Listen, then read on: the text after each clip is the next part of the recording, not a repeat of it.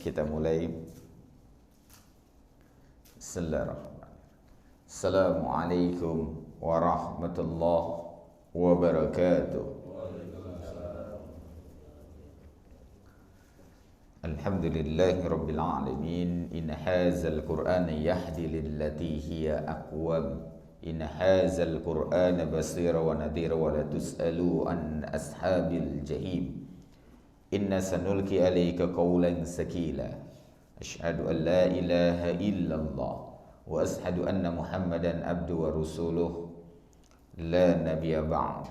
Fa ya ibadallah wa man ahsanu qawlan mimman da'a ila Allah wa amila salihan wa qala innani minal muslimin wa qala idan ghafiriz zambi wa qabili tawbis sadidil iqab zi tawli la ilaha illa huwa ilaihil masir.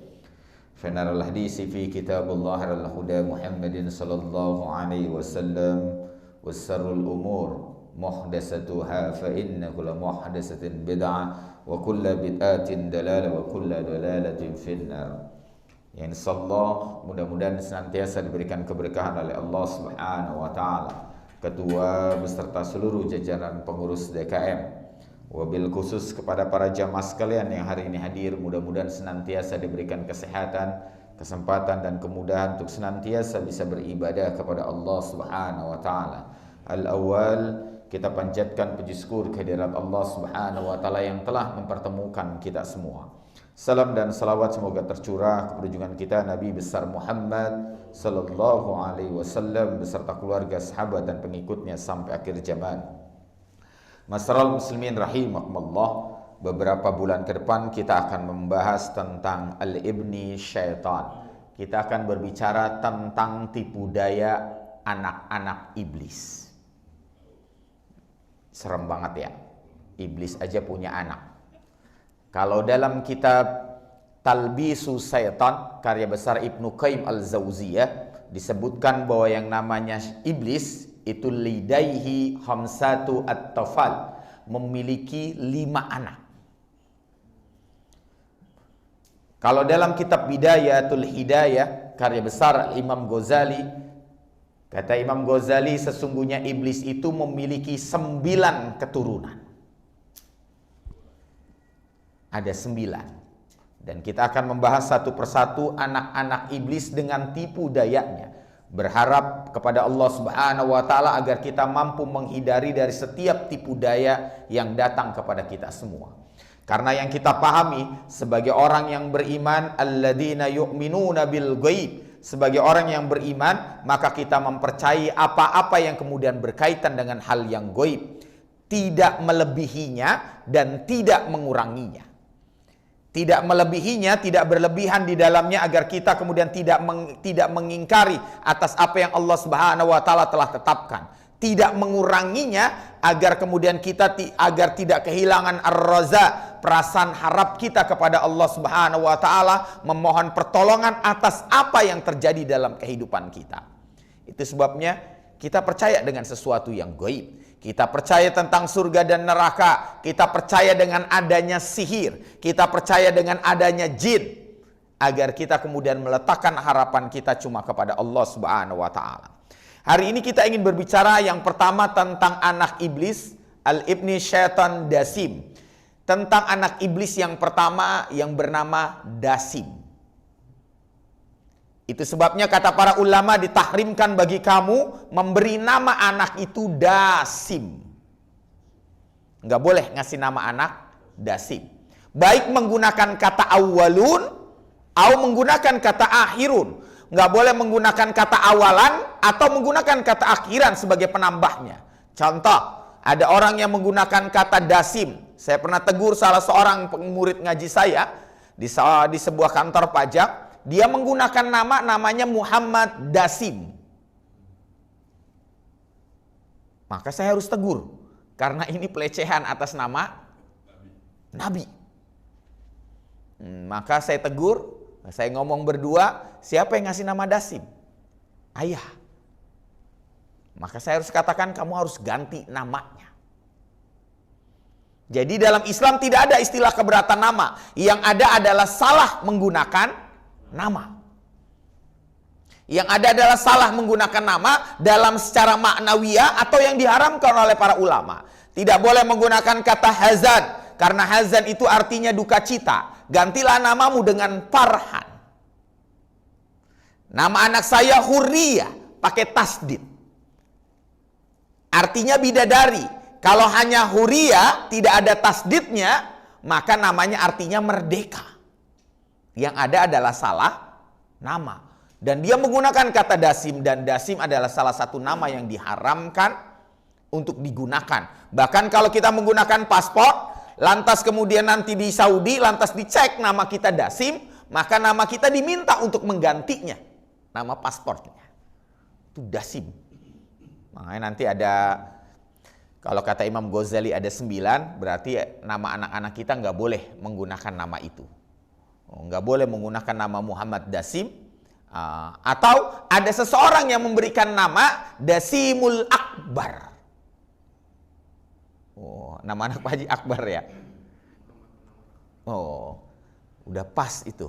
Tapi nggak boleh menggunakan Dasimul Akbar, karena itu untuk seolah-olah mengatakan bahwa anak iblis Dasim itu besar. Itu tidak boleh.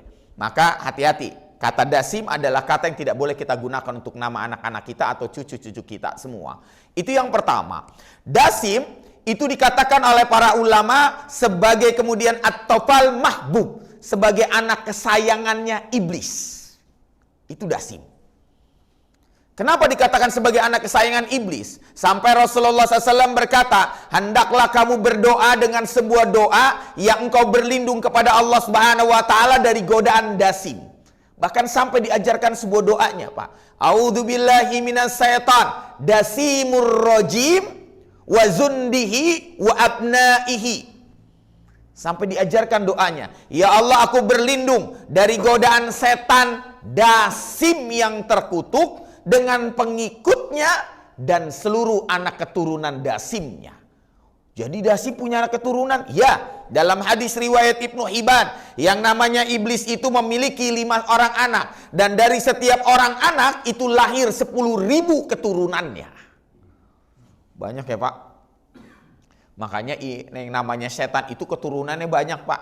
Kalau kata Ibnu Taimiyah dalam kitabnya Sihir, Islam dan Sihir, kata Ibnu Taimiyah, jumlah anak keturunan iblis, syaitan, jin, itu jumlahnya bisa 3 kali lipat dari jumlah manusia yang ada di muka bumi. Bahkan, kalau kata Ibnu Qayyim al-Jauziyah dalam kitab Talbisyus Syaitan, bisa lebih banyak lagi daripada itu. Wajarlah, kalau kata Ibnu Qayyim al-Jauziyah, setiap satu orang itu bisa digoda oleh 70.000 syaitan. Dia diserang, makanya kita diserang dari kanan, kiri, depan, belakang. Kalau dia tidak mampu digoyang dengan harta, maka dia akan digoyang dengan takhta. Kalau dia tidak mampu digoyang dengan takhta, maka dia akan digoyang dengan wanita. Dia akan digoyang dengan harta yang begitu berlimpah. Maka sampai Rasulullah SAW sampai berkata, salah satu godaan iblis adalah harta. Salah satu godaan syaitan adalah harta. Yang kalau dikasih 1 gunung emas, dia tidak akan pernah merasa cukup. Maka dia akan minta lagi 2 gunung emas. Tidak akan cukup. Dikasih lagi 3 gunung lembah emas, tetap tidak akan cukup. Kapan dia cukup? Idza mayital kubur. Kalau dia sudah dimasukkan ke dalam kuburnya, baru dia merasa puas. Tidak cukup 1 kemudian jabatan dan kekuasaan. Dia akan minta jabatan. Maka jangan heran Pak, ada 1 orang jabatannya 10. Jabatannya dia lagi. Masya Allah. Kayak di negeri Wakanda itu Pak. Dia semua jabatannya. Dia menteri seluruh jabatan. Itu berapa Pak? Kekuasaan. Kalau dia tidak mampu, wanita. Yang ditawarkan bukan cuma 1, iblis akan menggoda dia dengan banyak wanita. Maka hati-hatilah. Itu kerjaan iblis. Itu dasim. Sampai ada doanya yang khusus. Apa sebenarnya yang kemudian dilakukan oleh dasim, sehingga kemudian sampai Rasulullah SAW mengajarkan doanya kepada kita semua. Kata Ibnu Qayyim al-Jauziyah dalam kitabnya Talbisyus Syaitan, sesungguhnya godaan dasim itu cuma 2. Jadi tipu daya dasim itu cuma 2. Yang pertama, kasru ribatul azwad, Yang kedua, pertama adalah merusak ikatan tali pernikahan. Hati-hati, Pak. Jadi kalau hari ini kemudian ternyata tali pernikahan itu rusak. Hari ini banyak ya wanita yang kemudian bercerai dengan suaminya yang menceraikan istrinya, maka sesungguhnya dia telah terkena godaan dasim. Wattaba'u ma tadlu sayatinu ala mulki Sulaiman wa ma kafara Sulaimanu, dalam surat Al-Baqarah ayat 102. Ingatlah bahwa sesungguhnya sihir yang paling hebat itu adalah ketika seorang suami menceraikan istrinya, ketika seorang istri meminta talak dari suaminya. Godaan jin yang paling besar, sihir yang paling besar adalah membuat terjadinya perceraian di antara keduanya, merusak tali ikatan rumah tangganya. Hati-hati, Pak. Hari ini sudah mulai banyak laporan terakhir di Sukabumi terjadi perceraian, itu angka perceraian naik sampai 80%. Hanya karena urusan ekonomi maka terjadi begitu banyak perceraian. Nah, laporan yang terakhir itu sebabnya kenapa hari ini begitu banyak musibah-musibah, Pak. Karena nggak bisa ditutupi kenyataan yang demikian. Nggak bisa ditutupi bahwa setiap bencana yang terjadi pasti ada asbab. Karena yang namanya bencana itu 3, kata para ulama. Yang pertama adalah peringatan. Yang kedua adalah azab. Dan yang ketiga adalah ujian. Peringatan untuk apa? Dalam kitab Ad-Da'a Ibnu Qayyim Al-Jauziyah. Kata Ibnu Qayyim Al-Jauziyah, sesungguhnya Allah Subhanahu wa taala nggak akan mungkin kemudian menurunkan sebuah musibah kepada kita, azab kepada kita, gempa, banjir, longsor dan lain sebagainya, sampai datang di antara mereka, kumpulan di antara mereka menghilangkan amar ma'ruf nahi mungkarnya. Maka Pak, kita nggak boleh menghentikan amar ma'ruf nahi mungkar. Kemungkaran yang terjadi tetap harus diingatkan secara lisan. Kalau mampu dilakukan dengan secara perbuatan. Kalau itu dihentikan, maka Allah akan berikan peringatan. Karena nanti yang namanya musibah itu tidak akan cuma kena pada orang-orang alim, pada orang-orang yang berdosa, tapi juga pada orang alim di antara kita semua. Itu peringatan. Peringatan.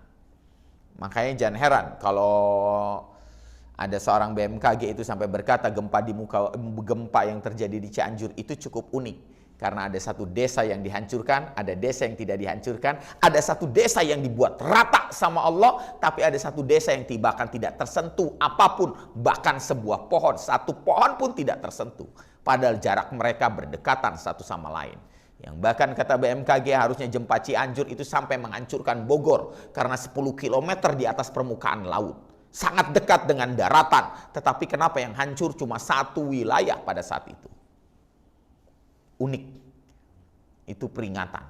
Yang kedua, azab. Bagi para pendosa itu adalah menjadi azab bagi dirinya. Menjadi kemudian Allah Subhanahu wa taala yang diagungkan hartanya, kalau datang gempa hilang, gak ada gunanya. Fisiknya yang kuat, kalau datang gempa dia akan tetap kemudian panik dan rasa takutnya luar biasa. Karena ketika saya di Cianjur baru turun dari mobil saja sudah kena gempa. Sudah kena gempa, dan satu malam saya di Cianjur, Pak, itu 4 kali gempa. Yang kata BMKB ngomong begini kepada saya, Ustaz, ini belum seberapa, padahal hari kemarin Jumatnya saya datang Sabtu. Hari Jumatnya Ustaz terjadi 248 kali gempa susulan. Berarti Pak dalam 1 jam itu 10 kali gempa. 10 kali gempa, berarti kalau dihitung dalam 60 menit, berarti berapa Pak? Bisa kita hitung, dalam hitungan beberapa menit sudah terjadi gempa yang membuat mereka gelisah. Jadi renungan buat kita. Wa kamin qaryatin ahlaknaha fadha'aha ba'suna bayatan aw hum qa'ilun. Allah enggak akan mendatangkan sesuatu kecuali untuk mengambil pelajaran, untuk jadi pelajaran buat kita semua. Dan yang ketiga adalah ujian. Kalau itu menimpa orang beriman, maka ujian buat kita. Sampai di mana kesabaran dan keikhlasan kita. Dasim, kerjaannya adalah merusak ikatan tali rumah tangga kita semua.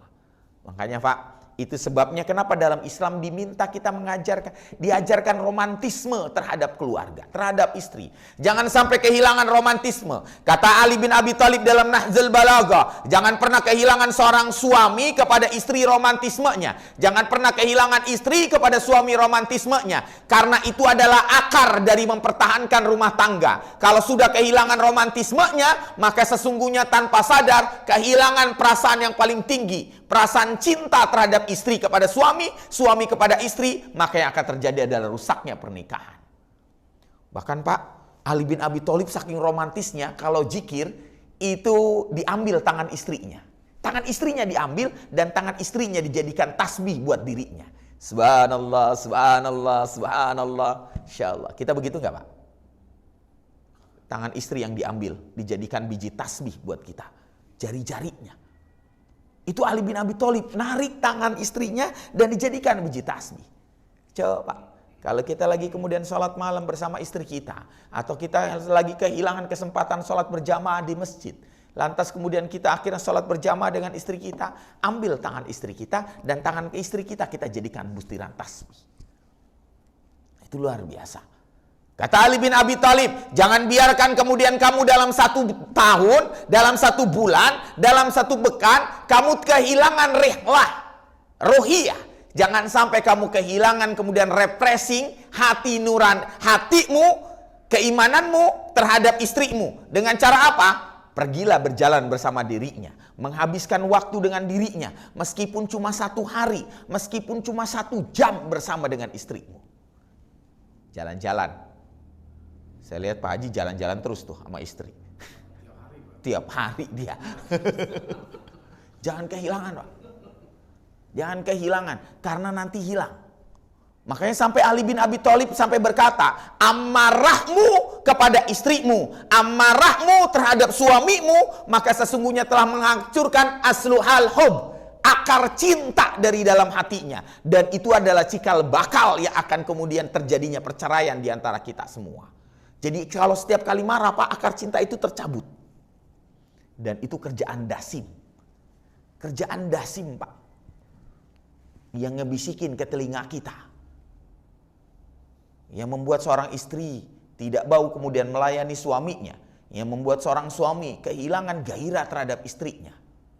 Kalaupun kita kemudian sudah usia dan kita tidak mampu melaksanakan kewajiban batin kita Pak. Apa kata Ali bin Abi Thalib? Cukuplah bagimu dekat dengan dirinya, cukuplah bagimu dengan genggam tangannya, cukuplah bagimu kemudian memeluk kemudian badannya, maka itu sesungguhnya sudah cukup mencukupkan bagimu, telah memenuhi kemudian batinnya.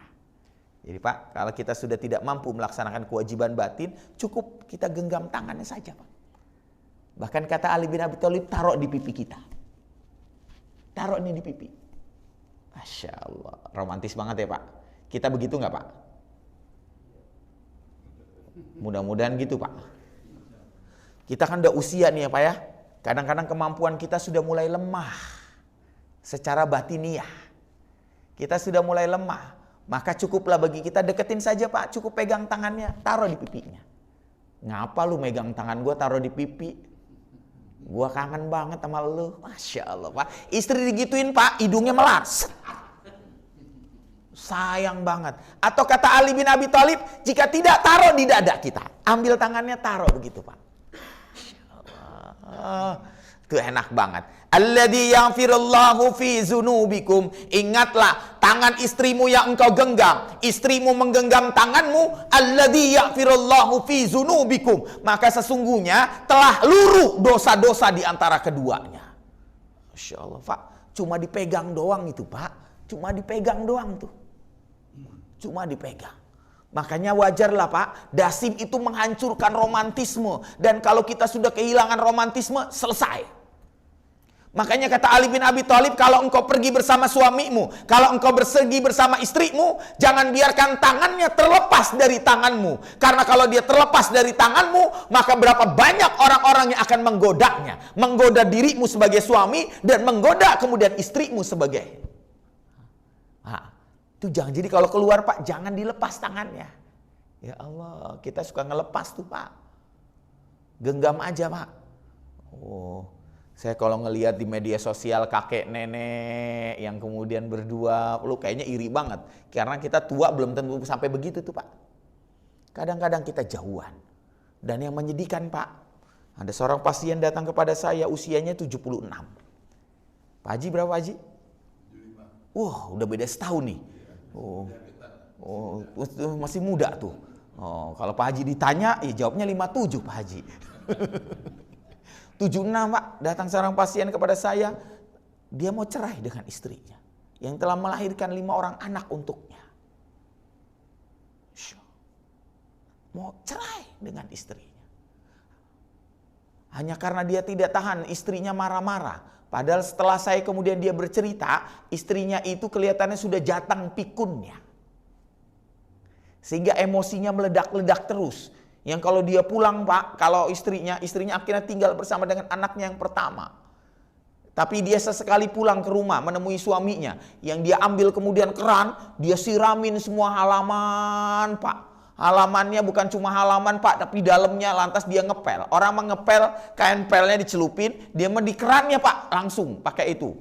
Pakai selang disiramin semua dalam, lantas baru itu dia pel. Ini kayaknya sudah pikun, sudah kehilangan pikirannya. Kenapa harus berpisah? Maka saya katakan jangan. 76 Pak. 76. Makanya saya selalu ngingetin Pak, murafikatan wahidanan. Saya selalu ingetin, hazayinu zalik yazidul umru. Nanti yang paling menyedihkan dalam hidup kita, kalau nanti kita sudah tua, murafikatan wahidanan, kita sepi sendiri. Itu paling sedih Pak. Kita pisah dari istri, kita pasti pisah dari anak gak ada yang ngurusin kita, istri tidak bersama kita di usia tua, ya Allah, itu yang paling menyedihkan dalam hidup kita Pak. Mudah-mudahan kita enggak Pak. Hati-hati dengan godaan dasim. Makanya Pak, romantisme sampai usia tua, jagalah mereka, peganglah tangannya, genggamlah, usahakan tidur selalu di sampingnya. Maka jangan pakai Pak kalau sudah usia tua, jangan pernah pakai spring bed lagi nanti, pakai yang kecil aja Pak. Yang kecil Pak. Rasulullah segini Pak, dari sini sampai sini itu Pak, dari garis ini sampai sini tuh. Kalau kita datang ke Museum Asmaul Husna di kota Madinah Al-Munawwarah, kita akan ngelihat sayangnya museum itu sudah ditutup. Kenapa sampai ditutup? Karena banyak orang yang datang ke museum itu kemudian nangis-nangis melihat kemudian. Ya sebenarnya sih nggak apa-apa ya, wajar nggak? Wajar Pak. Hari ini lagi ada pameran artefak ya di Serpong. Datang Pak. Itu semua benda-benda prasejarah kemudian itu ada. Dan nangis wajar Pak. Kita datang kemudian ngelihat gelas Rasulullah. Gelas Rasulullah itu seperti ini, ada kakinya. Tapi kakinya patah. Jadi Rasulullah sambung di sini nih Pak. Ada kakinya begini. Kayak kita kan ada apa tuh gelas begitu. Kakinya disambung di sini Pak. Dia diikat dengan kulit, dengan kayak kurma yang dijadiin tali.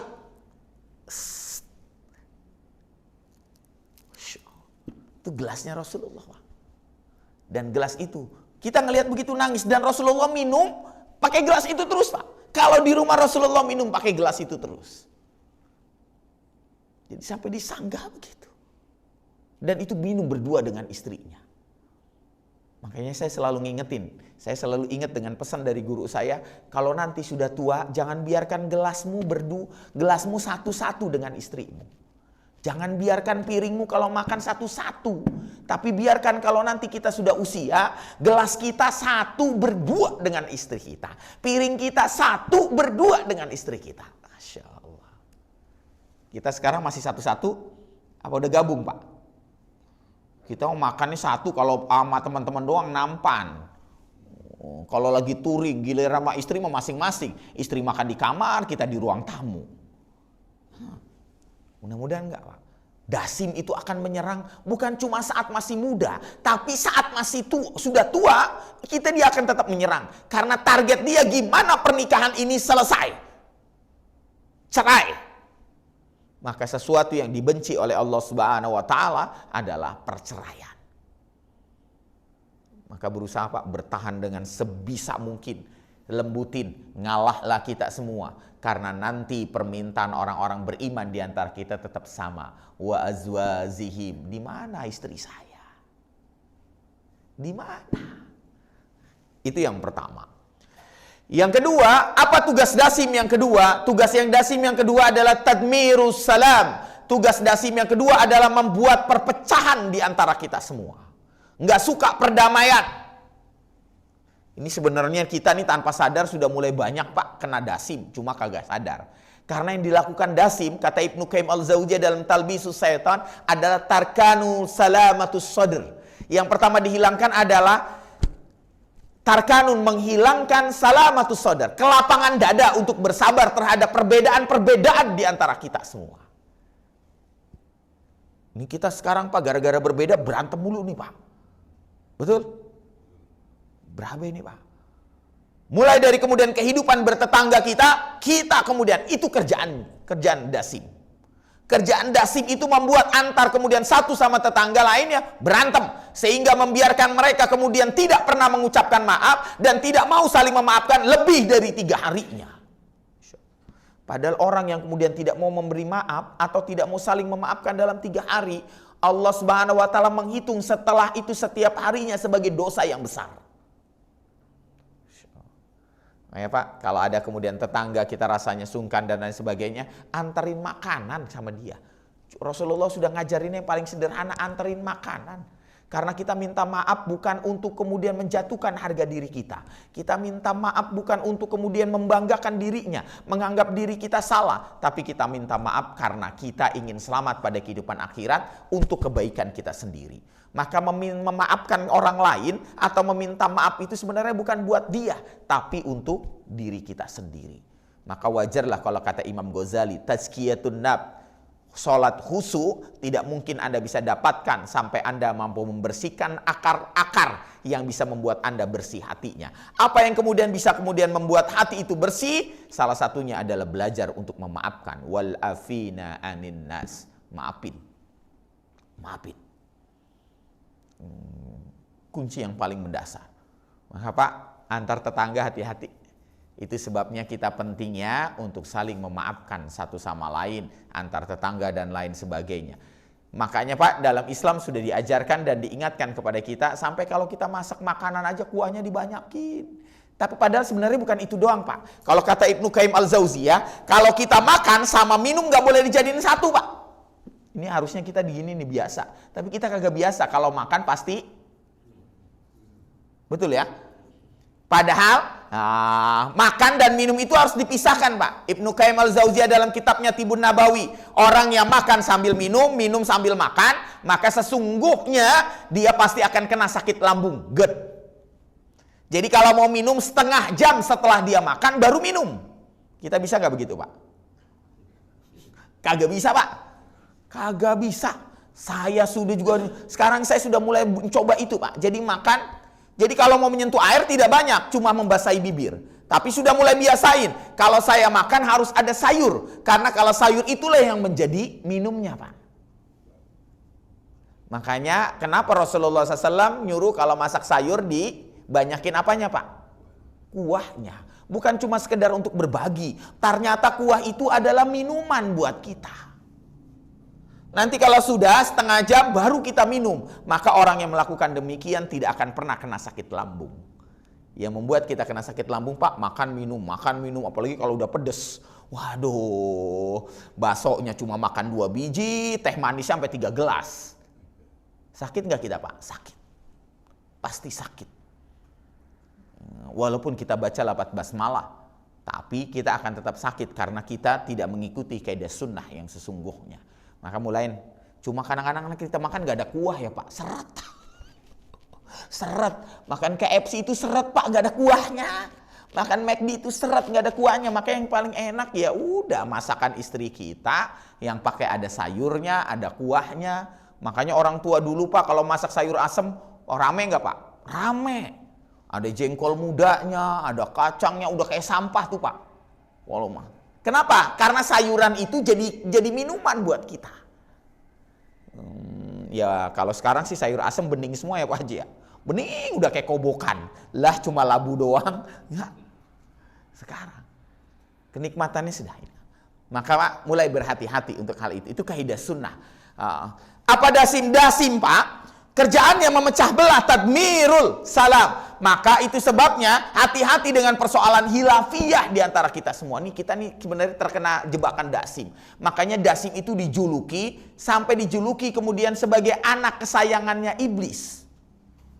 At-topalu mahbub. Sesungguhnya dia adalah anak kesayangan iblis. Karena dia berhasil memecah antar orang alim satu sama lain. Untuk saling menjatuhkan di antara mereka.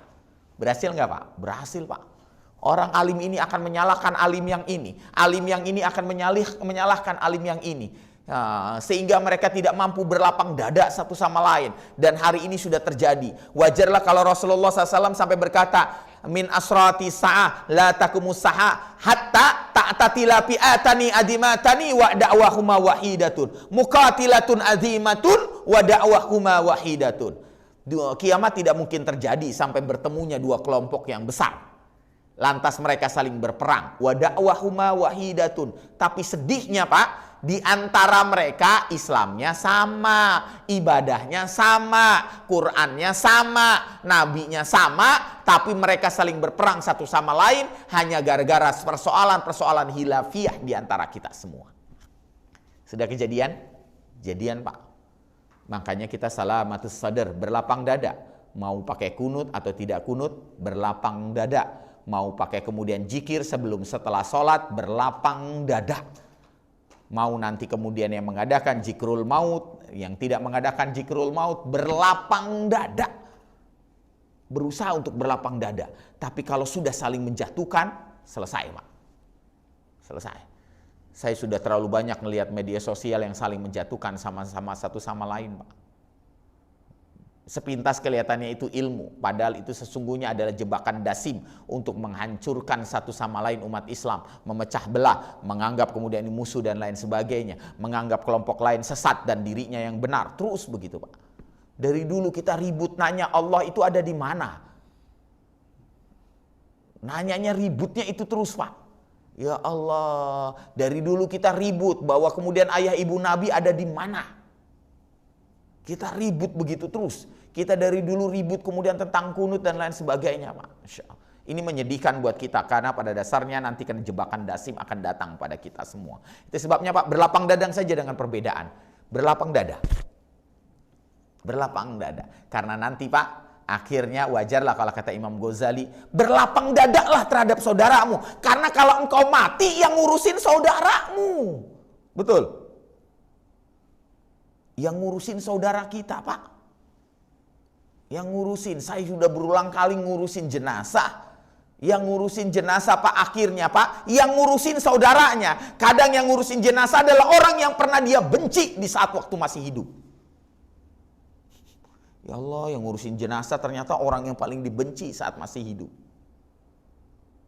Yang dia benci di saat masih hidup, tapi dia yang kemudian gerasa-gerusu. Dan saya lihat itu sendiri Pak. Ini sebenarnya waktu masih hidup nih berantem terus nih. Tapi ternyata yang dia benci yang ngurusin dia mondar-mandir. Datang ke rumah RT, datang ke rumah RW, datang ke DKM, datang ke saya, tolong Ustadz, tolong urusin. Dia Pak yang ngurusin. Insya Allah. Sementara teman CS-nya, bestinya yang sepemahaman dengan dia kagak pernah datang pada saat dia meninggal dunia. Ada yang begitu? Banyak Pak. Ini nanti kalau kita meninggal dunia siapa yang ngurusin Pak? Kita-kita juga kan? Orang yang gak pernah datang ke masjid juga nanti datangnya mintanya ke masjid. Ada yang begitu? Ada Pak. Oh, dia meninggal dunia datang ke masjid. Siapa yang meninggal? Si Fulan. Fulan pernah gak ya ke Aroyan? Kagak pernah. Tetap akhirnya kita yang ngurusin Pak. Tetap kita yang ngurusin. Karena itulah hakikat. Itu sebabnya jaga perasaan kita Pak, berlapang dada dan bersabar dan lain sebagainya. Saya biasa ngurusin, ada yang saya ngurusin Pak, cuma ada 2 orang, cuma ada 4 orang, cuma ada segelintir orang yang datang. Ini jam warganya pada kagak ada. Ada Ustadz. Terus kok pada kagak datang? Iya Ustadz, dia ribut melulu sama tetangga. Astagfirullah. Dia berantem terus, nyari masalah mulu sama tetangga. Lah astagfirullah. Akhirnya gak ada yang datang Pak. Tapi ada yang akhirnya tetap datang, padahal dia dibenci sama dia, tapi dia yang ngurusin semuanya. Itu pentingnya, Pak. Bertetangga buat kita semua. Jadi kalaupun hari ini di masjid kita ada perbedaan, jangan sampai kemudian hilang ke lapangan dada kita. Karena sesungguhnya dasim akan mengganggu kita sampai nanti kita akhirnya berpecah belah. Dasim itu tadmirul salam. Kata para ulama yang namanya dasim itu tadmirul salam, menghancurkan salam. Itu salam dalam makna salam yang sesungguhnya, Pak. Makanya kalau masuk rumah jangan sampai nggak ngucapin salam. Meskipun di rumah itu nggak ada orang. Kalau ada orang, kita wajib mengucapkan salam. Kalau tidak ada orang, tetap wajib mengucapkan salam. Sudah tahu doa salamnya, Pak? Assalamu alayka wa ala ibadiyas salihin. Itu salam yang disunahkan oleh Rasulullah. Kalau di rumah nggak ada orang, maka kita mengucapkan Assalamu alayka wa ala ibadiyas salihin. Kita ngucapin itu, kita tetap berdoa kepada Allah Subhanahu wa taala. Para penghuni rumah yang hari ini sudah lagi nggak ada, diucapkan wala ibadiyas salihin. Dia tetap adalah orang-orang saleh. Karena yang namanya dasim itu nanti kalau kita nggak ngucapin salam masuk main rumah, maka dasimnya ada di rumah. Kalau dia ada di rumah, kita lagi makan nggak baca basmalah, maka dasimnya yang makan. Kalau kita pakai pakaian, kemudian nggak baca basmalah, maka dasimnya ikut kemudian nempel di baju kita. Makanya kalau kata para muraqi yang melakukan terapi ruqyah, jin dasim itu nempelnya di sini, Pak. Di tengkuk. Makanya kita sering merasakan berat di tengkuk. Kalau lagi ibadah, lagi ngaji, lagi sholat, lagi di majelis taklim, ya udah gini aja. Berat. Tengkuknya berat banget, Pak. Sudah diperiksa nggak ada kolesterol, sudah kemudian diperiksa nggak ada hipertensi, sudah diperiksa nggak ada penyempitan di pembuluh balik leher dalam, tapi ternyata kok punggung gua berat banget ya. Berat banget, Pak. Ini, Pak, saya pernah dikasih sebuah tontonan film tentang film dasim. Filmnya itu film orang Cina apa Thailand. Jadi ternyata dia kemana-mana selalu berat di punggungnya. Nggak kemana-mana dia selalu berat dan lain sebagainya. Sampai akhirnya dia mendatangi seorang pemuka agama. Dan ternyata pemuka agama tersebut lantas membaca doa-doa. Lantas kemudian dikasih cermin. Ternyata ada jin dasim di punggungnya, Pak, nempel. Dan itu yang membuatnya dia selalu berat di punggungnya. Insya Allah. Sampai begitu, nempel di sini, Pak, sampai dia berat. Dasim, numpuk. Maka hati-hati, Pak. Makanya kita yang selalu merasa berat di sini, cek saja. Kalau tidak ada hipertensi dan kolesterol, jangan-jangan jin dasim, Pak. Jangan-jangan jin dasim. Terus langkah apa yang harus dilakukan? Kata Ibnu Qayyim al-Jauziyah, berbekamlah di bagian tengkuk. Karena sesungguhnya dia membersihkan aliran darah dari gangguan jin dasim. Dan yang kedua, dia membersihkan 73 penyakit yang ada di sini. Apa 73 penyakitnya? Hipertensi, kolesterol, penyempitan pembuluh darah, pengentalan darah. Terus, Pak, penyempitan di cerebellum, fungsi otak kecil. Maka orang yang bekam di sini, kepalanya lebih enteng, matanya lebih terang, dan kemudian hipertensi dan kolesterolnya itu bisa turun 50 sampai 100. Tergantung dari itunya. Itu sebabnya berbekam itu bagian dari yang harus kita lakukan. Ada yang di sini yang udah rajin sebulan sekali berbekam? Usahain, Pak. Usahain. Bekam itu salah satu sunnah. Kalau saya biasanya di sini. Jadi kalau saya lagi di sini lagi merah, itu, Pak, itu habis dibekam. Bekamnya di sini. Saya biasa ngambilnya bekamnya di tanduk setan. Untuk menghilangkan perasaan lelah berkesangat. Jadi kalau lelah sangat, bekamnya di sini. Saya lelah terus, sakit, Pak. Sakit, Pak, bekam di sini. Tapi bekasnya plong, mata lega, mata terang, Masya Allah. Makanya kalau kata Ibnu Qayyim al-Jauziyah, berbekam di sini akan menajamkan mata kita. Menajamkan mata kita, menghilangkan kemudian rabun, menghilangkan lemak, dan menghilangkan kemudian kotoran-kotoran iritasi pada bagian matanya. Di sini. Bekamlah di sini, agar kita tidak mudah pikun dan lupa. Jadi yang kalau usianya sudah 70, ayah bekamnya di sini. Belum pernah ya? Coba ya. Dicoba. panggil kemudian tukang bekam di sini. Itu akan menghilangkan pikun. Karena sesungguhnya kata Imam Ghazali ngomong begini, hal yang paling aku takutkan dalam hidupku, apa kata Imam Ghazali?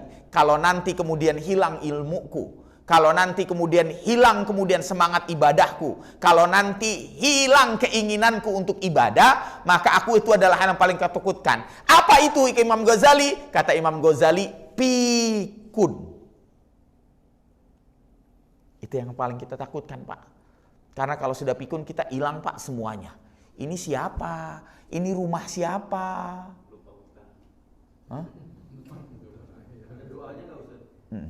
Ada nggak doanya? Ada. Doa baca zikir pagi petang adalah salah satu yang dianjurkan. Namanya al-matsurat atau zikir pagi petang, baik sugro atau kubro, baik kecil atau besar. Orang yang membaca kemudian zikir pagi petang, pagi sore, maka dia tidak akan dipikunkan.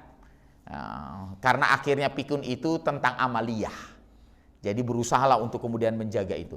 Atau kata Abu Laith Asmaraqandi, kalau kamu tidak sanggup membaca zikir pagi petang itu bacanya bisa sampai setengah jam, 1 jam, Pak, lama, capek gitu. Tapi kalau misalnya tidak bisa, maka bacalah salah satu dari doa zikir pagi petang. Allahumma inni as'aluka ilman nafi'an. Nah, terus warizqan tayyiban wa amalan mutaqabbalan. Ya Allah, aku minta kepadamu, aku mohon kepadamu ilman nafi'an, ilmu yang bermanfaat. Warizqan tayyiban, rizki yang baik. Emang ada rizki yang tidak baik? Ada, Pak. Rizki yang tidak baik adalah rizki yang akhirnya tidak mendatangkan keberkahan buat hidupnya di akhirat. Ada yang dikasih rizki, tapi sama Allah itu namanya istidraj. Cuma jadi bahan bakar api neraka kelak buat dirinya. Serem tuh.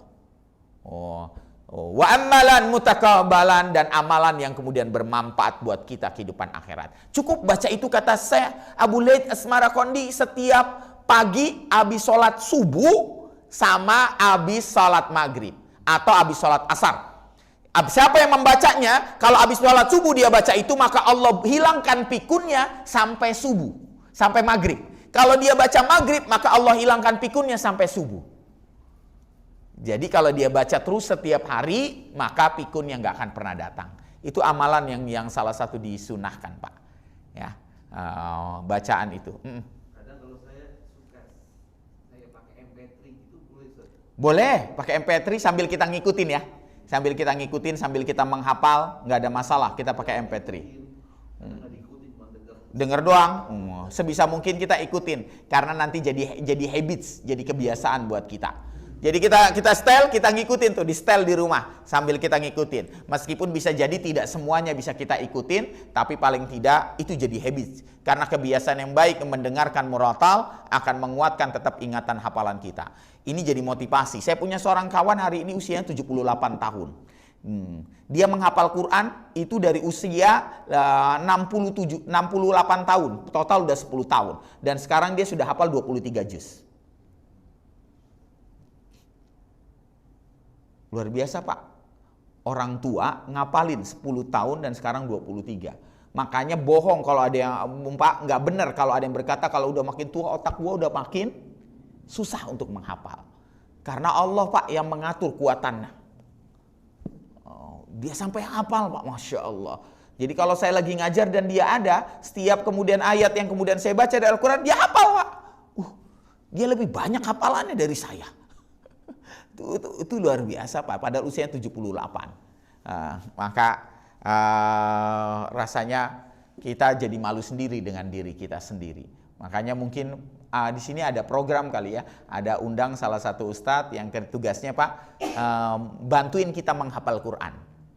Seperti ada di masjid, salah satu masjid yang tempat saya ngajar, ada salah satu ustadz yang pokoknya setiap hari dia ngajarin 1 ayat untuk kita hafal bareng-bareng. 1 ayat doang, Pak. Dia yang baca terus dituntun terus berulang-ulang. Jadi setiap kali kemudian itu dia berulang. Meskipun sedikit-sedikit nggak ada masalah. Nggak ada masalah. Saya teringat dengan salah seorang murid saya di Buana Gardenia. Usianya sekitar sekarang kalau dihitung mungkin udah sekitar 60-an lebih. Nah, 67 atau 69. Karena dia ngaji Iqra sama saya itu sekarang totalnya sudah 7 tahun. 7 tahun Pak, ngaji Iqra. Dan sekarang dia sudah mulai Quran. Jadi bayangin dia ngaji dari umur itu terus, ya susah emang ngomong perjuangan, namanya orang kantor, namanya ngajinya 2 minggu sekali, bisa bayangin Pak, pasti lama. Nah, dia ngaji, dan sekarang dia lagi ngapalin. Dan sekarang dia sampai dia pernah ngomong gini, Ustadz, sekarang saya bahagia. Kenapa bahagia? Karena saya sudah bisa jadi imam untuk anak-anak saya. Masya Allah Pak, sudah bisa jadi imam. Karena selama ini dia malu untuk jadi imam. Saking malunya dia jadi imam Pak. Akhirnya Pak, kalau seandainya setiap, walaupun hujan, walaupun kemudian seperti apa, dia tetap datang ke masjid Pak. Bagus itu Pak. Tapi alasannya beda, gue kalau di rumah gue takut jadi imam. Sampai begitu Pak. Sampai Ustadz, walaupun hujan, walaupun hujan, padahal kalau kita hujan nih Pak, hujan deras, kita boleh kita tidak datang ke masjid. Hujan boleh kita tidak datang ke masjid. Kalau datang boleh nggak Ustadz? Boleh. Hujan saja Pak, hujan saja kita boleh tidak datang ke masjid. Apalagi corona gitu Pak. Jadi itu yang dijadikan dalil Allah itu. Dan tapi dia tetap datang Pak. Hujan deras, gue mau pokoknya datang. Karena saking takutnya disuruh jadi imam. Karena dia tahu kalau gue jadi imam, gue nggak ada yang gue hafal, Ustaz. Gue nggak ada yang gue hafal. Masya Allah, sampai begitunya. Bahkan dia cerita, saya malu Ustaz. Saya pernah suruh jadi imam, saya cuma baca surat Yasin doang Ustaz. Wah bagus dong. Enggak, ayat pertama doang. Dia cuma baca ayat pertama. Saking bingungnya. Saya pernah suruh jadi imam Ustaz. Saya hafal surat saya baca surat kulhu yang pertama. Rakaat kedua kulhu lagi Ustaz. Saking gak ada yang saya hafal Ustaz. Tapi sekarang dia udah mulai hafalan. Saya udah mulai berani Ustaz. Saya sudah ngapalin juz 30. Ngapalin. Masya Allah. Kadang-kadang saya baca surat An-Naba Ustaz 5 ayat. Wah, sampai istrinya, hebat lu udah bisa ngapalin surat An-Naba. Iya 5 ayat. Masya Allah. Jadi Pak, itu hal luar biasa buat dia. Jadi kita usahain Pak. Jadi kalau kita masuk rumah, diusahakan ucapin salam, baik ada atau tidak ada orang.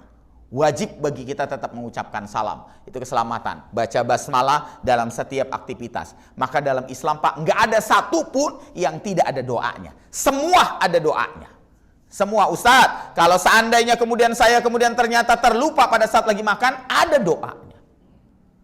Semuanya ada doanya Pak, di Islam doang. Makanya jangan heran peristiwa kemudian hari ini Piala Dunia di Qatar, akhirnya sampai ada yang berkata, ternyata enak ya cebok pakai air. Nah, kan lagi heboh itu tuh. Ya Allah, mereka selama ini pakai tisu Pak. Wajarlah Pak kalau seorang kawan saya sampai ngomong Pak, karena dia di luar negeri, lantas kemudian dia pulang dan cerita kepada saya, orang-orang barat itu adalah orang yang paling jorok. Dia sampai ngomong begitu Pak. Kenapa? Joroknya kalau dia bukan Islam, kalau dia bukan Muslim, jorok banget. Karena kalau mereka nggak mau menyentuh kotoran dengan tangannya sendiri, sehingga akhirnya menggunakan tisu. Padahal kalau mereka bisa menggunakan air dan kemudian membersihkannya dengan sabun, tapi mereka milih menggunakan tisu, maka jorok dan kotorlah mereka. Padahal kalau dalam Islam Bapak kemudian cebok tidak menggunakan air dan tidak membersihkannya, salah satu orang yang nanti akan disiksa di dalam kubur adalah orang yang kemudian tidak mau membersihkan kotorannya, najisnya dengan benar. Hati-hati. Maka orang-orang supir-supir yang suka pipis-mipisin itu terus nggak main masukin aja tuh Pak. Hati-hati itu. Hati-hati. Kalau nggak ada air, sekarang mah air gampang kita. Tapi mereka merasakan nyaman cuma dengan cebok. Ya Allah. Makanya wajar Pak di Qatar, laporan terbaru yang sudah masuk Islam di Qatar itu totalnya udah 17.000 dari Piala Dunia. Makanya sampai ada tweet nyesel kita kemudian ternyata Qatar dijadikan sebagai tuan rumah. Karena kita tidak bisa mengekspos keburukan. Mereka tidak bisa mengekspos LGBT. Mereka tidak bisa mengekspos seks bebas. Mereka tidak bisa mengekspos bir sebagai kemudian di-endorse sebagai kemudian iklan mereka. Nggak bisa. Cuma di Qatar. Cuma di Qatar Pak yang akhirnya. Makanya kawan-kawan saya dokter lagi heboh. Saya masuk grup WA itu dokter Pak. Saya masuk grup WA dokter dan satu-satunya orang yang kemudian bukan gelar dokter, saya masuk di situ. Nggak tahu katanya buat Ustadz untuk nasehatin kita Ustadz. Ternyata di dokter lagi heboh, ternyata WHO itu mendukung LGBT ya. Jadi WHO itu sebagai sponsor utama dari LGBT. Buat apa kita lantas percaya dengan WHO, Pak? Kalau dia ternyata adalah sponsor utama dari LGBT. Menyedihkan banget. Sponsor utama dari LGBT. Mereka menganggap jadi LGBT adalah cuma perbedaan seksualitas. Masya Allah. Ini berbahaya buat kita. Maka inilah kemuliaan Islam, Pak. Cepat atau lambat kita pasti akan mencapai pada kemenangannya. Kalaupun hari ini Maroko kalah, kita tetap berbahagia karena Qatar telah memberikan kemudian cerminan gambaran Islam dengan sangat baik. Ntar malam ya Qatar ya. Ya mana gue udah nobar kemarin, kalah 2-0. Diem kita semua, Pak. Nggak jadi gue mimpin salawat. Nobar, Masya Allah, nobar sekali-sekalinya nobar, ngantuknya nggak berhenti-berhenti, Pak. Ya Allah, ternyata begadang berat ya, Pak. Begadang berat. Ya, mudah-mudahan kita diberikan kesehatan oleh Allah Subhanahu wa taala dan kita. Lantas gimana cara membentengi Dasim? Ya, yang pertama kata Ibnu Qayyim al-Jauziyah, jaga romantisme kita dengan istri karena kerjaan dia adalah memecah belah. Ya Pak, mulai hari ini kita kemudian romantisme sama istri. Jalan-jalan walaupun cuma ke taman, jalan-jalan walaupun cuma sepeda bareng, makan berdua walaupun cuma makan bakso, pergi berdua walaupun hanya sekedar olahraga. Pak, jaga romantisme. Yang kedua, luasin hati kita, Pak, untuk kemudian menerima perbedaan di antara kita semua. Karena bisa jadi prinsip Bapak dan prinsip saya dalam beragama berbeda, tapi bukan berarti kita tidak bisa berlapang dada. Kita Allah bisa berlapang dada. Saya termasuk orang yang kemudian mencoba untuk berlapang dada dengan perbedaan, dengan kondisi yang ada. Karena kalau seandainya kita tidak berlapang dada, maka yang pasti terjadi adalah kebencian terhadap perbedaan pemahaman satu sama lainnya. Makanya itu sebabnya saya bahagia diutus oleh kawan-kawan dari lembaga dakwah untuk bisa datang ke daerah. Karena di daerah itu kita bisa melihat perbedaan-perbedaan yang luar biasa, Pak. Perbedaan-perbedaan yang luar biasa. Kita bisa melihat perbedaan-perbedaan di antara mereka. Dan kita kemudian akhirnya harus berlapang dada dengan mereka. Oh, perbedaan, oh iya, beda. Tapi lapang dada, Pak. Makanya ada saya kalau berangkat ke daerah itu ada seorang hafiz Quran. Bacanya bagus banget. Dia bisa menguasai 4 lagu. Bagus banget. Nah, kita dengerin Ustadz Asep aja udah bagus banget suaranya. Oh, tuh. Wow, bagus banget Pak suaranya. Tapi saya nggak pernah ngizinin dia untuk jadi imam. Nggak gue izinin lo. Jangan. Kenapa? Satu, karena akan menghancurkan tradisi dan kebiasaan mereka yang telah mereka lakukan. Dan itu jauh lebih berat daripada kemudian dakwah yang kita sampaikan. Biarin dulu, sabarin. Mereka kan kalau ngaji, ya jatuhnya Alhamdulillahi Rabbil Ngalamin. Masih? Pak? Enggak usah. Sabar aja dulu. Karena makhrajul huruf mereka mungkin pemahamannya begitu. Agar lebih mudah. Sabarin. Enggak usah kemudian dikoreksi dan lain sebagainya. Sampai mereka paham. Sampai mereka senang. Makanya kalau kita udah datang ke sana Pak, lama-lama kita bisa menerima perbedaan di antara mereka sampai mereka ngomong gini, Ustadz nggak usah pulang, Ustadz jadi ajengan aja di sini. Ajengan apa kan Pak? Kiai ya, orang yang dituakan. Ustadz jadi ajengan aja di sini. Ustadz kita siapin rumah. Ustadz kita siapin rumah. Kalau Ustadz belum punya istri, kita juga siapin istri. Oh, disiapin Pak. Oh, sampai begitu Ustadz sudah.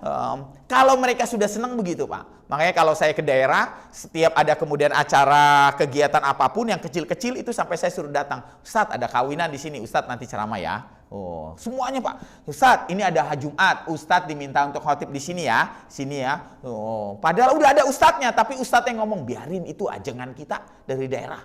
Terus Pak.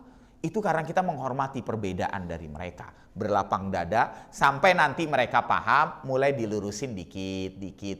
Tapi ada orang yang kemudian main langsung menghajar. Pak, saya yakin orang yang begitu kalau di daerah diusir Pak baru 1 hari. Pergi dah lo, pergi. Bikin rusak aja. Nggak bisa begitu. Karena di daerah itu memang kita berlapang dada. Sampai nanti mereka memahami bahwa yang salah tetaplah salah. Bahwa yang mubah maka biarkan itu jadi mubah. Jangan yang mubah dianggap salah. Tapi yang baik tetap harus kemudian dianggap baik. Makanya saya selalu ngingetin, Pak, sebisa mungkin jangan ada gantungan di rumah kita. Jangan gantungin baju. Ustaz, dalilnya apa? Ada bi al-sukan makanul jin. Itu dalil umum. Nggak boleh pertemuan antara rumah jin itu terang dengan gelap. Tidak boleh ada gantungan baju. Yang kalau kita ngegantung baju, maka itu jadi tempat hunian jin.